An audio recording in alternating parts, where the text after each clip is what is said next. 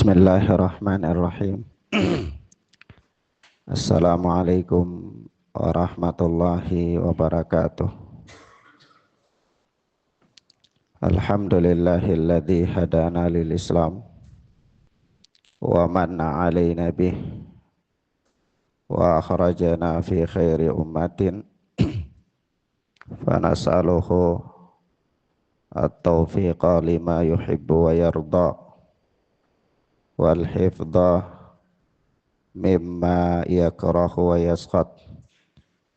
Fanusalli wa nusallimu ala habibina wa sayyidina Muhammad ibn Abdillah wa ala alihi wa ashabihi wa man sara ala nahjihi ila yaumil qiyamah. Amma ba'd. Akhwan afiddin, a'azzani Allah wa iyyakum. Kita masuk pada permasalahan yang berikutnya, yakni permasalahan yang ke Ishrun, ini ke-20. Berkata Syekh Al-Mujaddid Muhammad bin Abdul Wahhab rahimana wa rahimahullah, al-mas'alatul Ishrun, yakni masalah yang ke-20, tentunya dari masailul jahiliyah, dari permasalahan-permasalahan atau problematika atau peradaban jahiliyah. Di permasalahan yang ke-20 ini, Syekh Shalih Fauzan hafidhana wa hafidhahullah memberikan judul i'tiqaduhum anna af'ala saharati wal kuhan min karamatil awliya, yakni keyakinan mereka, ini orang-orang jahiliyah itu, anna af'ala saharati wal kuhan, bahwa perbuatan sihir dan perdukunan itu min karamatil aulia, adalah termasuk dari karamah para wali, termasuk dari karamah para wali. Naam. Jadi anggapan mereka sihir, kemudian perdukunan, atau kemudian as-sa'wadat, al-hiyal, yaitu perkara-perkara mistis, perkara-perkara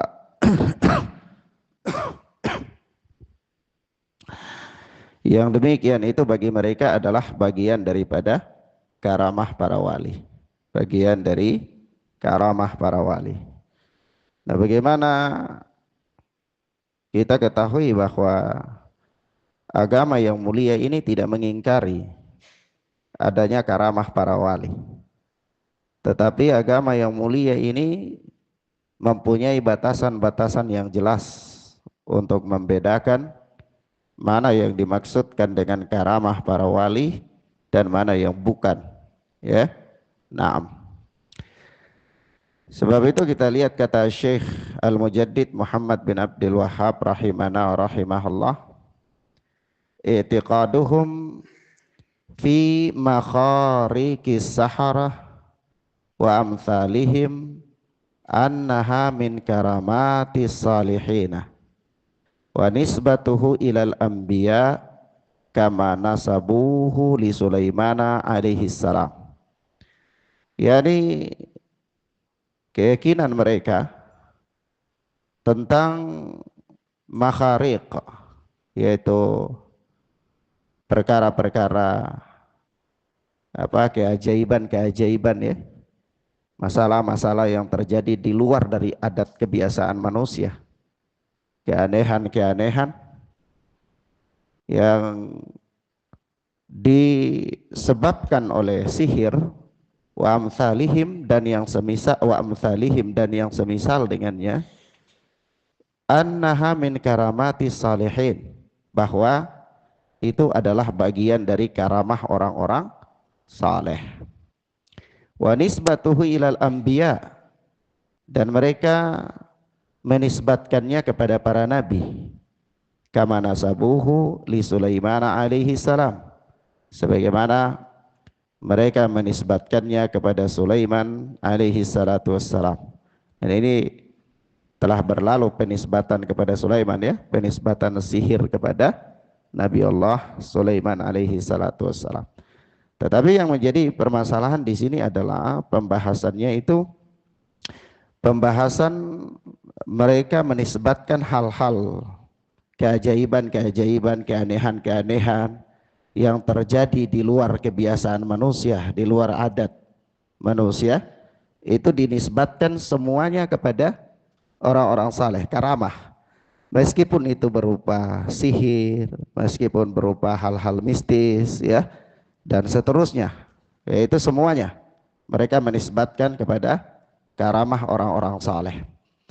Sebab itu ketika membahas hal ini, Syekh Abdul Aziz Al-Syekh, beliau menjelaskan kepada kita bahwa innal makhariqa wal khawariq ala thalathati aqsam, yakni hal-hal yang terjadi di luar kebiasaan manusia berupa keanehan-keanehan atau keajaiban, katakanlah kesaktian-kesaktian begitu.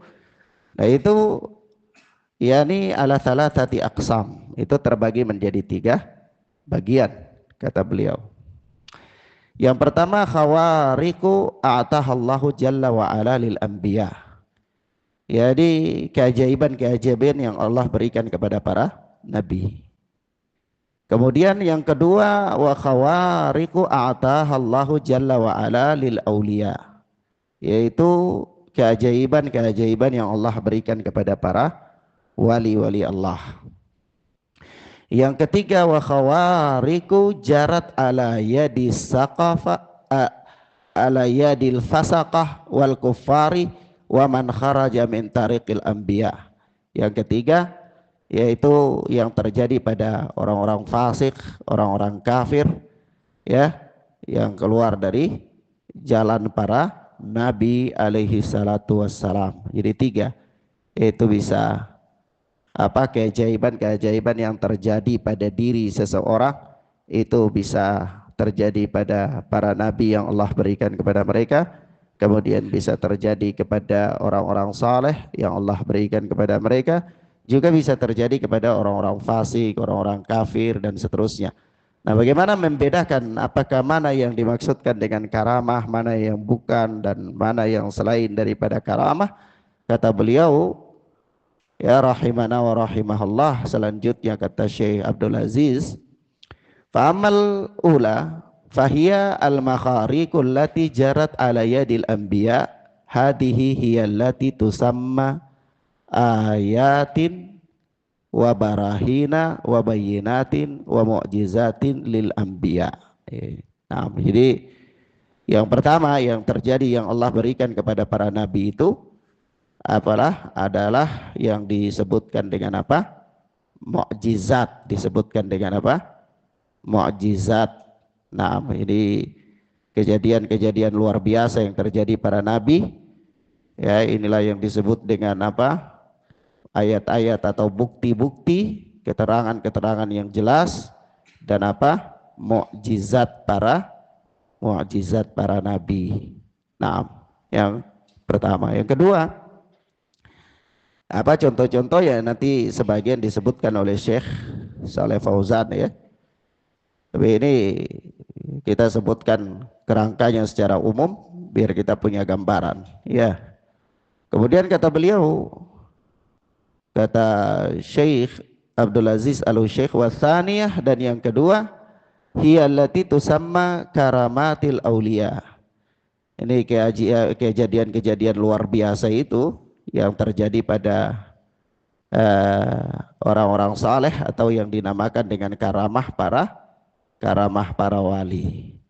Wasalitsah, dan yang ketiga, hiya allati tusamma ahwalan syaitaniyah wa syu'wadatan wa dajalan wa sihra.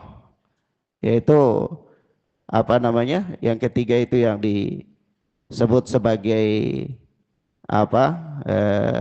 Keadaan apa, para syaitan, tipuan para syaitan atau perbuatan para syaitan, tipu daya, kemudian apa namanya di sini, syu'wadah, yakni hal-hal yang mistis, yakni sulap ya, kemudian kebohongan dan sihir.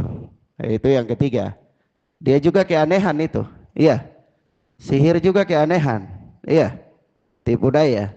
Karamah wali juga bisa keanehan, ya. Mukjizat juga bisa keanehan. Tapi keanehan-keanehan yang Allah berikan kepada para nabi itulah yang disebut dengan mukjizat. Keanehan-keanehan yang Allah berikan kepada orang-orang saleh itulah karamah. Keanehan-keanehan yang ada pada orang-orang kafir, orang-orang fasik dan seterusnya berupa apa? Keadaan-keadaan, amalan-amalan syaitan berupa apa? Tipu daya, sulap, ya, sihir dan lain-lain. Nah, ini dia tidak termasuk dalam konsep apa? Karamah para wali. Tetapi orang-orang jahiliyah memasukkan itu semua ke dalam konsep karamah para wali. Nah, kalau kita kejadian-kejadian yang aneh atau hal-hal luar biasa yang terjadi itu menurut pandangan syariat terbagi menjadi tiga, ya. Terbagi menjadi tiga. Ada yang terjadi pada nabi yang disebut mukjizat, ada yang terjadi kepada orang-orang saleh disebut karamah, ada terjadi kepada orang-orang kafir, ya itu tidak terlepas dari tipu daya syaitan, sihir, ya sulap-sulap dan lain-lain. Nah, ini dalam pandangan Islam ini tidak termasuk dalam karamah. Tetapi orang-orang jahiliyah sebaliknya, mereka menganggap itu juga karamah. Mereka menganggap apa? Perbuatan-perbuatan sihir dan lain-lain itu juga sebagai karamah. Taib. Nah, ikhwana fiddin azani Allahu wa iyyakum. Ada satu perbedaan yang menyolok disebutkan oleh Syekhul Islam Ibnu Taimiyah di antara ciri antara mukjizat atau ciri antara karamah wali dan ciri antara karamah syaitan. Itu satu benang merah yang sangat mencolok itu adalah kalau karamah para wali atau mukjizat nabi itu sesuatu yang tidak bisa dipelajari dengan membaca mantra-mantra tertentu, tidak bisa. Artinya bukan ada mantra tertentu, ada ayat tertentu yang kalau diamalkan kemudian melahirkan bisa mendatangkan keajaiban-keajaiban itu misalnya. Itu tidak ada. Itu terjadi dengan sendirinya. Ya, Allah Subhanahu wa taala berikan karena satu kebutuhan tertentu, nanti diisyaratkan juga oleh Syekh Shalih Fauzan. Kemudian yang kedua, adapun yang terjadi pada karamah setan itu bisa dipelajari. Ya, umumnya bisa dipelajari. Artinya ada wirid-wirid tertentu mungkin atau bacaan-bacaan tertentu, ya, ada tulisan-tulisan tertentu raja atau yang semisal dengan itu yang kemudian dari situlah dia bisa tahu dan dia bisa melahirkan keajaiban-keajaiban itu. Misalnya dia mempelajari ilmu tertentu, kalau dia baca dia bisa kasih keluar api dari tangan dengan izin Allah, dan dia tahu kapan dia mau bisa, begitu, paham ya? Kapan dia mau bisa karena dia punya amalan itu. Nah, ini berbeda dengan karamah wali. Karamah wali itu orang saleh itu sendiri dia tidak tahu kalau hal yang keajaiban itu bisa terjadi pada dirinya.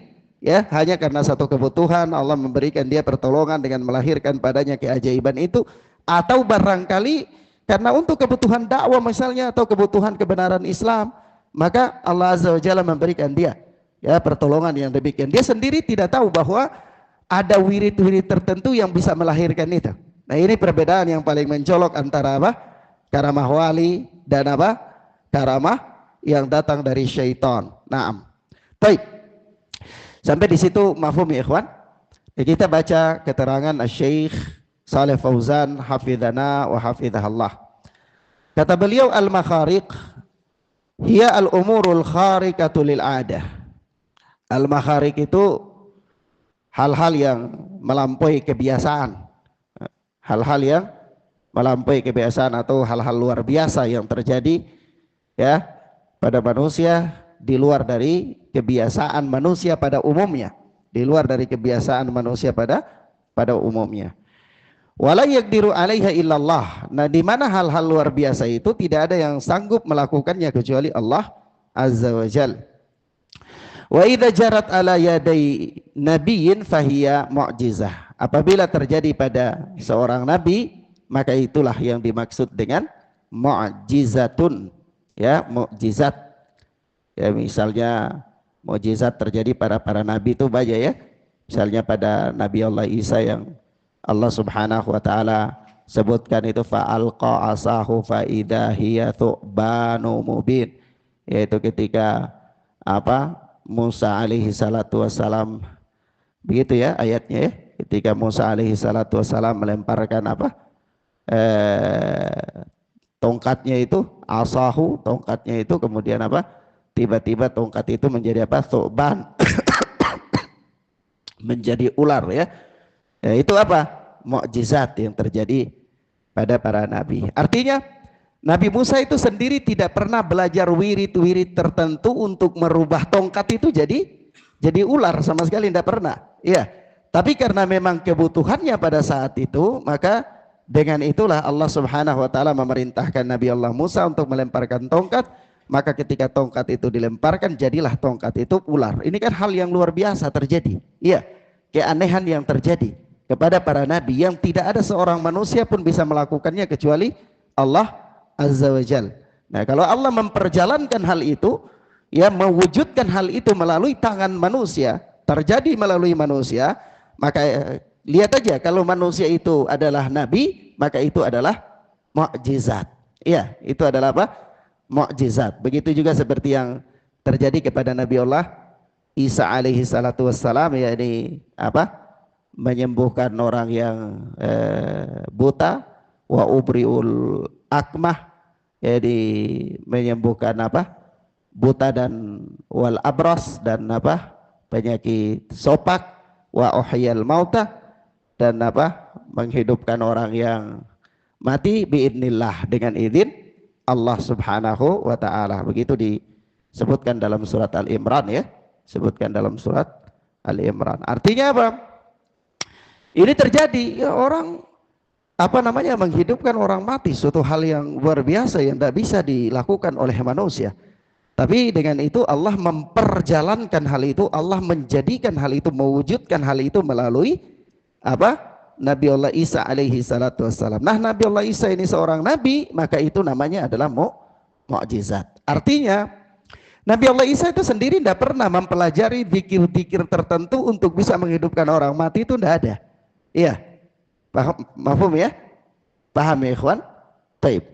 Kemudian kata Syekh Saleh Fauzan, selanjutnya kata beliau, mithlu qalbil asa hayatan li Musa alaihi salam, seperti apa, berubahnya tongkat menjadi ular bagi Nabi Allah Musa, wa mithlu ma inda Isa alaihi salam min ibra'il akmahi wal abras, ya, sebagaimana juga seperti yang terjadi pada Nabi Allah Isa alaihi salatu wassalam, ini beliau dengan izin Allah menyembuhkan penyakit buta dan penyakit apa, abras, ini sopak ya, wa ihya'il mauta biidnillah, dan menghidupkan orang yang mati dengan izin Allah Subhanahu wa taala.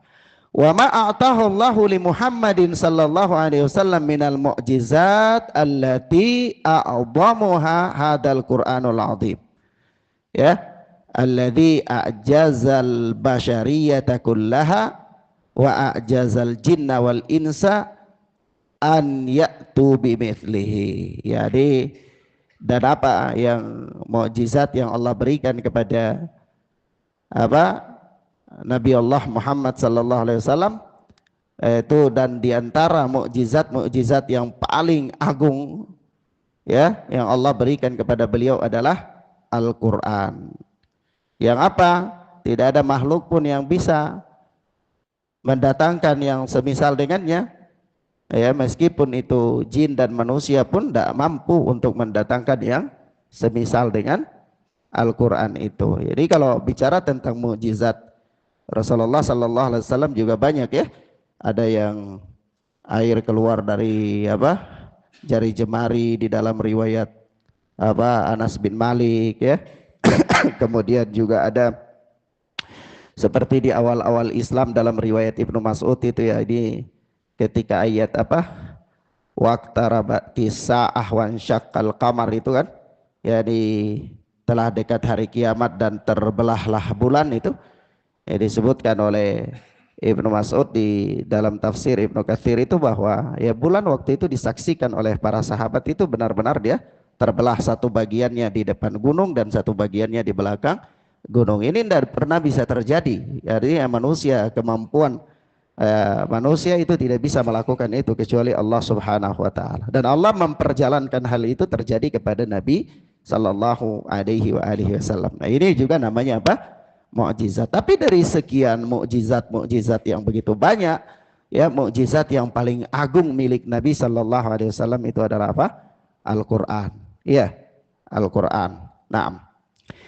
Kemudian amma idza jara khariqul adati ala yadi abdin salihin taqiyyin mu'min fahada yusamma karamatan minallahi azza wajalla ajraha ala yadihi. Adapun apabila hal-hal luar biasa itu terjadi ya pada tangan seorang hamba, atau artinya terlaksana itu melalui seorang hamba yang saleh, mukmin dan beriman dan bertakwa, fahada yusamma karamatan minallahi azza wajalla. Ini dinamakan karamah. Dinamakan karamah dari Allah Subhanahu wa taala. Ajraha ala yadihi imma li hujjatin fid din wa imma li hajatil muslimin. Ya, yaitu Allah Subhanahu wa taala menampakkan hal itu, menjadikan hal itu, mewujudkan hal tersebut melalui tangannya, imma li hujjatin fid din, apakah itu untuk satu keperluan sebagai hujjah terhadap agama, atau li hajatil muslimin, karena kebutuhan kaum muslimin terhadapnya, atau kebutuhan kaum muslimin terhadapnya. Kama hasala li Maryam alaihassalam sebagaimana yang terjadi pada Maryam alaihissalam fi anna Zakaria idza dakhala alaiha al-mihraba wajada indaha rizqa. Jadi sebagaimana yang terjadi pada Maryam ya binti Imran, yaitu tatkala anna Zakaria idza dakhala alaiha al-mihraba, tatkala Zakaria itu masuk menemui Maryam itu di mihrab, wajada indaha rizqa, ya, yakni Zakaria alaihi salatu wassalam mendapati di sisi Maryam itu ada makanan ya, wahia mutafarriqatun lil ibadati bihadal mihrab, ya, sementara ketika itu Maryam itu adalah orang yang memfokuskan dirinya untuk beribadah di mihrabnya tersebut. Mihrab itu wa huwa makanul ibadah, satu tempat khusus yang dibuat untuk beribadah ya. Jadi orang-orang dulu itu, orang-orang saleh itu dia punya tempat-tempat khusus untuk dia fokuskan dirinya beribadah kepada Allah Azza wa Jalla. Ada yang terletak memang di dalam rumahnya sendiri, atau mungkin dia buat di belakang kampung satu tempat khusus yang dia mengasingkan diri, dia fokuskan diri untuk beribadah di situ. Nah, itu namanya namanya mihrab. Sebagaimana kisah siapa? Ibnu Juraij, kisah Juraij ya. Kisah Juraij itu dia punya tempat khusus mihrab, dia beribadah di belakang kampung sendiri. Sampai-sampai akhirnya yang terjadi, kisah Ibnu Juraij itu ya. Ibunya berdoa, Allahumma la tumithu hatta yanzura ilal mumisati, Allah jangan engkau wafatkan Juraij ini sampai dia lihat wajah pelacur. Kenapa? Ya, disebut kisah ini disebutkan juga oleh Imam Bukhari di dalam Al-Adabul Mufrad. Jadi karena ibunya itu kalau datang ke situ ya, datang ke tempat ibadah itu nyari dia ya, dia selalu ada sholat, ibunya teriak-teriak, dia apa selalu dalam keadaan sholat, dia ini ummi wa rabbi, ibuku atau Robku, artinya mau lanjutkan ibadah itu atau mau berhenti, ya kan? Menjawab panggilan ibunya terus begitu sampai 3 kali ibunya bolak-balik itu dia dalam keadaan begitu ya, maka apa yang terjadi? Ibunya berdoa, Allahumma la tumithu hatta ya yanzura ilal mumisat, ya Allah, jangan engkau mewafatkan dia sampai dia lihat wajah para pelacur. Dan ini karamah yang terjadi pada orang saleh ini. Apa yang terjadi? Ya ini ketika sampai ada wanita yang menjebak dia dan itu pun tidak benar, kemudian wanita itu menuduh, akhirnya raja itu mengirim pasukan. Ya inilah bahayanya orang itu bertindak tanpa tabayun ya. Raja mengirim pasukan, langsung pasukan datang, tangkap itu Juraid, bongkar mihrabnya, bawa dia di hadapan raja. Di perjalanan itu para pelacur itu berdiri jadi pagar hidup itu untuk melihat dia ya, karena keberhasilan teman mereka untuk menjebak Juraid itu. Ya begitu Juraid melihat mereka, dalam sebagian riwayat itu dia senyum. Wah, tambah lagi memperkuat keyakinan para pasukan. Wah, ini ada senyum-senyum khusus ini sama mereka. Berarti benar ini tuduhan. Ya. Akhirnya begitu sampai di hadapan raja, selesai semua. Apa kata Juraid? Mana anak itu? Saya tanya dia. Begitu didatangkan anak itu, ditanyakan, ya siapa bapakmu? Bayi itu langsung ngomong, Ar-Ra'i, bapakku itu adalah penggembala, ya, bukan Juraij, ya. Di situ akhirnya dibebaskan, tapi ditanya, tapi kenapa kamu ketika lewati para pelacur itu kamu senyum, itu kenapa? Kata dia, saya ingat doa ibuku, makbul doa ibunya. Ya, Allahumma la tumithu hatta yanzura ilal mumisat, ya Allah jangan kau wafatkan dia sampai dia lihat wajah pelacur, dan makbul makbul doa ibunya, subhanallah ya. Maka di situ apa yang menjadi pembahasan kita di sini adalah apa? Karamahnya Juraij itu ya, dan Allah Subhanahu wa taala menjadikan karamah itu melalui tangannya. Juraij bukan seorang nabi, tapi hal-hal aneh ini terjadi pada dirinya, ini namanya apa? Karamah. Nah begitu pula kepada Maryam dalam surat Al-Imran, kan Allah berfirman, kullama dakhala 'alaiha Zakaria al-mihraba wajada indaha rizqa. Setiap kali Zakaria itu masuk menemui Maryam, itu Zakaria alaihi salatu wassalam mendapati di sisi Maryam itu ada makanan. Masya Allah ya. Jadi di sini saya ingin memberikan satu faedah begini. Allah Subhanahu wa taala secara umum ya menjadikan segala sesuatu itu dengan sebab-sebab, itu secara umum. Misalnya orang pengen punya anak, dia menikah. Orang pengen sehat, dia harus jaga kesehatannya. Orang ingin sembuh dari sakit, dia harus berobat. Itu secara umum. Tapi dalam kondisi tertentu, itu Allah Subhanahu wa taala bisa memberikan kepada seseorang tanpa ada sebab-sebab yang realistis. Ya, tanpa ada sebab-sebab yang realistis. Artinya begini, Maryam ini mau makan itu dia harus cari, dia harus beli atau harus ambil atau dia harus nanam atau dia harus ke pasar. Tapi kasus yang terjadi pada dirinya adalah Allah memberikan kepada dia sesuatu hal luar biasa yang terjadi keluar dari keumuman manusia. Sebabnya apa? Sebabnya dia fokuskan dirinya untuk beribadah saja. Lalu Allah muliakan dia dengan mendatangkan kepada dia makanan yang menjadi kebutuhan dia, dibawa oleh Jibril alaihi salatu wassalam. Ya. Artinya ini bisa terjadi tanpa orang itu melakukan sebab-sebab yang realistis. Meskipun secara umum Allah Subhanahu wa taala menjadikan sesuatu itu dengan sebab-sebab. Namun pada perkara tertentu, dalam kondisi tertentu, pada orang-orang saleh yang dibela oleh Allah, itu Allah bisa menjadikan sesuatu tanpa ada sebab yang realistis. Tanpa ada sebab yang realistis. Buktinya siapa di sini? Maryam. Itu apa yang terjadi pada dirinya?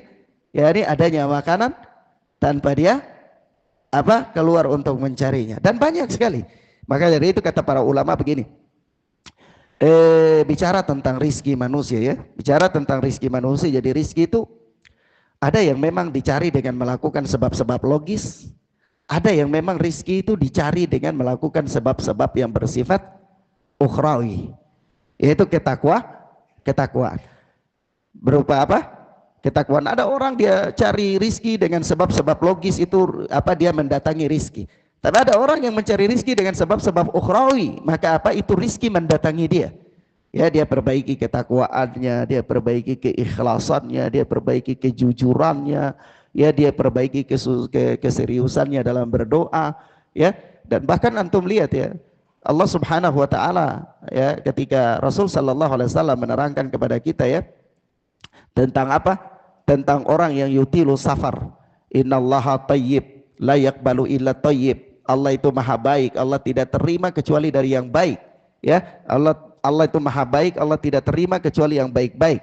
Dan apa di akhirnya, dzakara rajulu yutilu safar. Rasulullah itu bercerita tentang seorang laki-laki yang melakukan perjalanan jauh. Yamuddu yadah, dia mengangkat tangannya ke langit. Lalu dia apa?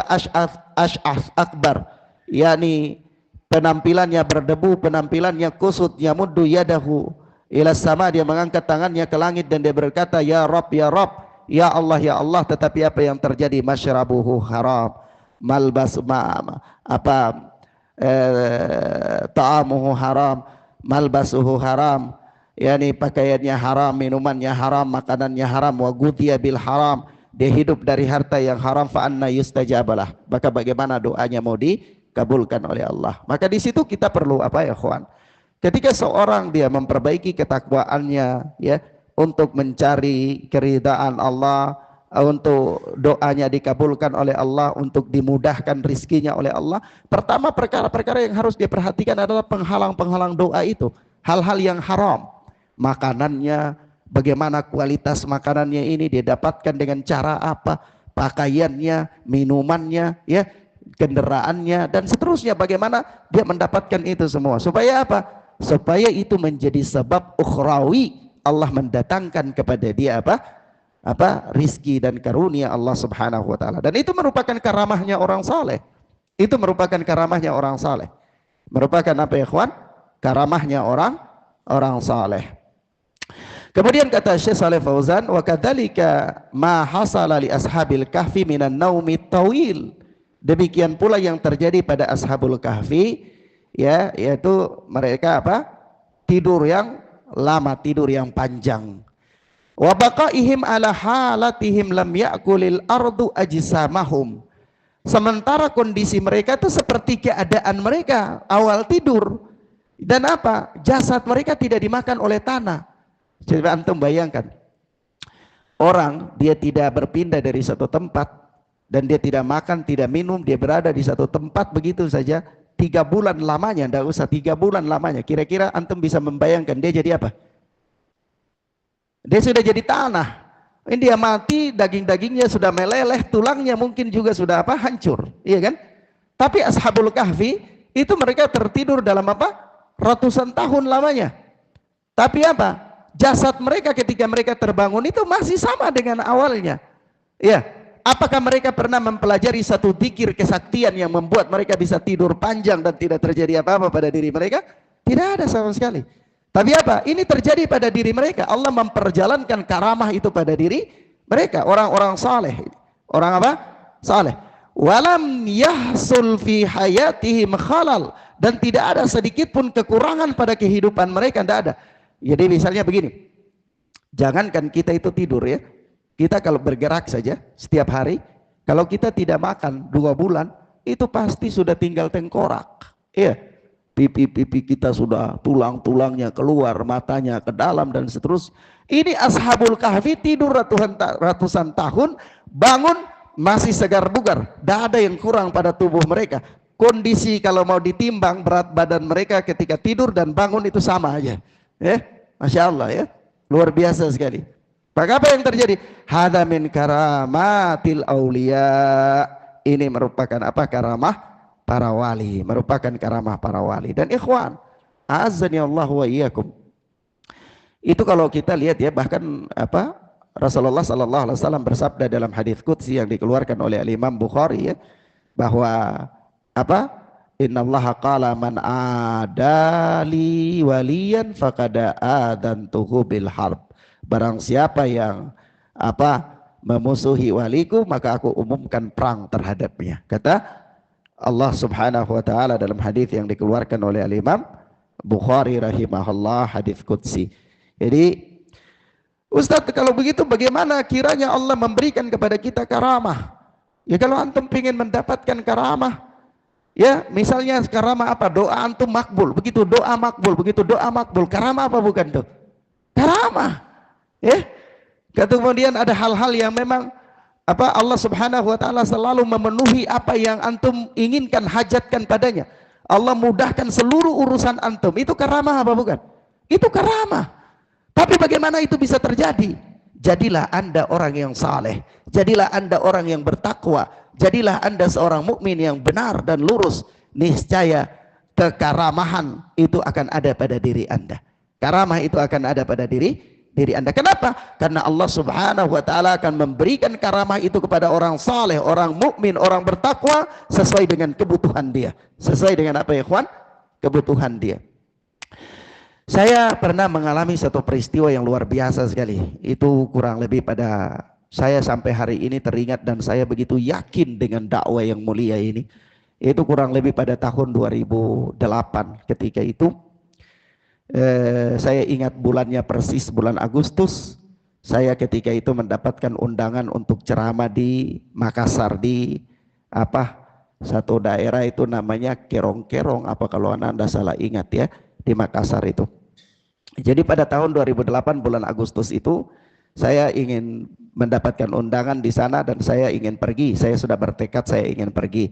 Tapi orangnya nggak kirim tiket, nggak kirim apa-apa dan saya tetap pergi. Ya, jadi saya waktu itu pengen naik kapal. Saya ditanya sama kakak saya, "Antum mau berangkat?" Saya bilang, "Iya, saya mau berangkat." "Oh ya sudah, nanti saya jemput." "Ada tiket?" Saya bilang, "Ada." Ya aib bagi kita untuk katakan nggak ada. Kalau mau kasih ya kasih aja, nggak usah tanya ada atau nggak ada, aib. Ya, seolah-olah kita itu meminta-minta dan meminta-minta itu aib, apalagi bagi seorang dai, Maka ikhwan fillah azza Allah wa iyyakum, waktu itu saya tetap berkeyakinan saya berangkat. Pada hari hanya saya ingin berangkat, saya dijemput sama kakak saya naik di motor itu, saya mau berangkat ke pelabuhan, ada orang yang datang. Orang itu saya kenal dia juga, Pak Haji. Dan saya tidak pernah berkomunikasi selama beberapa hari itu dengan dia. Tiba-tiba dia datang ke saya, "Ustadz mau berangkat?" Saya bilang, "Iya mau berangkat." "Dengan apa?" "Dengan kapal Cirimai." "Oh iya, kapal yang sedang ada ini?" Saya bilang, "Iya." Langsung dia kasih keluar tiket, "Ini tiket Ustadz." Saya bilang, "Oh kok bisa Pak Haji?" "Iya sudah." Alhamdulillah saya ambil. Saya ambil di dalam kapal itu, karena kapal itu kapal Tata Mailau kalau nggak salah, itu perjalanannya panjang sekali. Dia harus keliling beberapa pelabuhan di Sulawesi dan seterusnya, panjang, kurang lebih hampir 5 harian saya di kapal. Saya turun dari kapal itu, singkatnya tiket dulu itu tulisan tangan ya, kertas tulisan tangan. Jadi saya di kapal itu tidak diperiksa tiket itu. Jadi karena saya ceramah-ceramah juga, jadi tidak diperiksa. Jadi tiket itu di saku baju saya saja. Saya turun, singkat cerita, di Makassar, saya berdakwah. Saya di sana kurang lebih ada sekitar 5 harian. Terus saya pulang. Saya pulang juga saya tidak punya tiket. Ada kakak saya di sana juga, dia tanya, "Itu mau pulang Ustadz?" "Iya saya mau pulang." "Sudah ada tiket?" "Ya alhamdulillah ada khair." Saya tidak punya tiket sama sekali. Tapi saya bilang ada. Waktu itu saya ada sedikit rezeki, tapi saya sudah beli semua untuk kitab. Saya tidak bawa apapun, tidak ada bekal apapun kecuali kitab. Lalu saya pikul-pikul kitab itu mau ke pelabuhan, ditanya ada tiket, ada. Padahal saya tidak punya tiket. Begitu saya mau naik, saya terpikir, oh ini saya punya tiket yang kemarin dengan kapal Tata Mailau. Sementara kapal yang mau pulang ke Ambon itu, saya kalau nggak salah ingat itu kapal Ngapulu. Ya. Saya naik saja, saya naik sampai di kapal, selesai saya duduk di kapal waktu pemeriksaan tiket, sampailah di saya. Sampai di saya kasih keluar tiket itu. Saya kasih keluar, kata ABK-nya tuh berapa orang Pak Ustadz? Saya bilang 1 orang saja. Oh ya udah, sempat dia buka, dia lihat-lihat, oh, berapa orang? 1 aja. Oh ya dia sobek. Ya, saya ambil lagi. Saya bilang subhanallah, memang saya tidak bermaksud untuk mau menipu, tapi ini kondisi saya dan Allah Subhanahu wa taala memberikan itu terjadi. Dan bukan hanya sekali dua kali, hal yang seperti itu banyak sekali terjadi dalam dakwah. Tetapi kita ini bukan ukuran siapalah kita, tetapi untuk menunjukkan bahwa Allah Subhanahu wa taala memberikan karamah kepada orang-orang saleh, ya, kepada wali-wali Allah, itu sesuai dengan kebutuhan mereka, dengan hajat mereka, itu ada pada kenyataannya. Dan kita beriman dengan adanya karamah orang-orang saleh. Nah, mafhum ya ikhwan? Baik. Kemudian begitu pula wa amma yajri mimma yushbihu khawariqal adati ala aidil kafarah.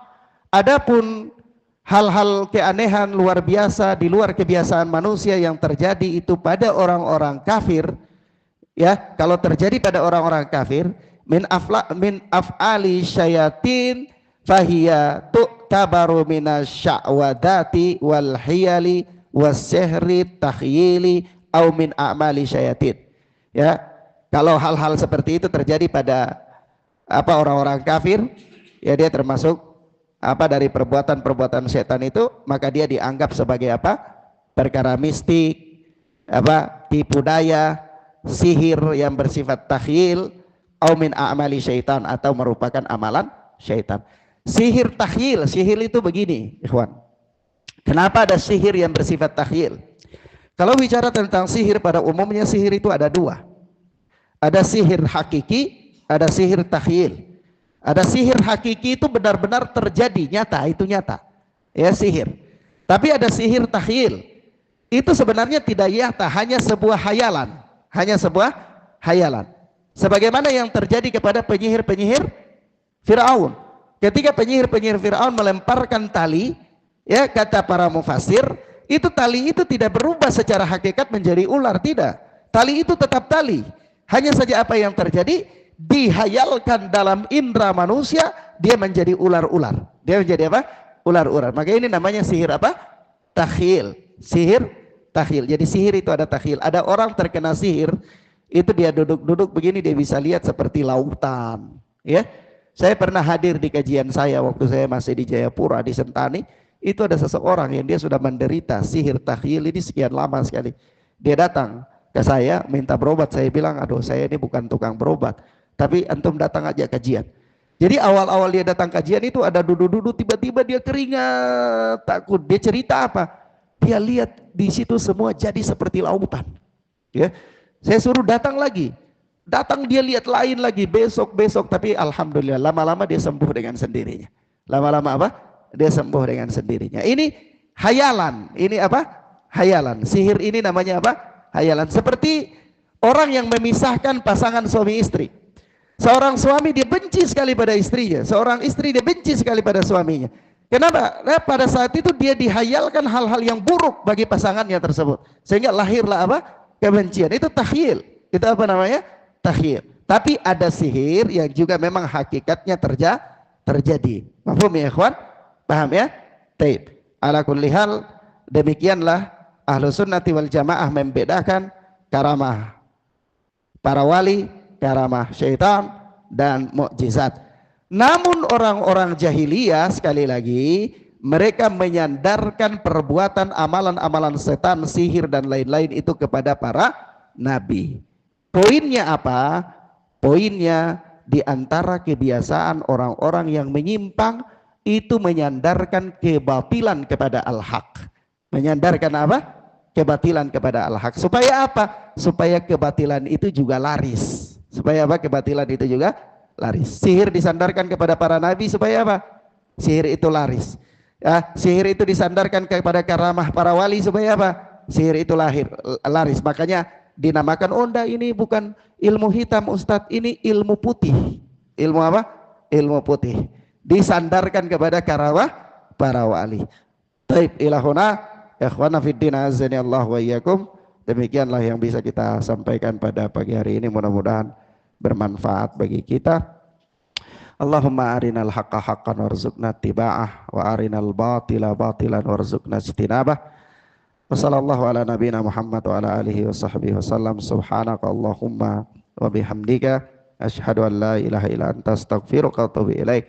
Wassalamualaikum warahmatullahi wabarakatuh.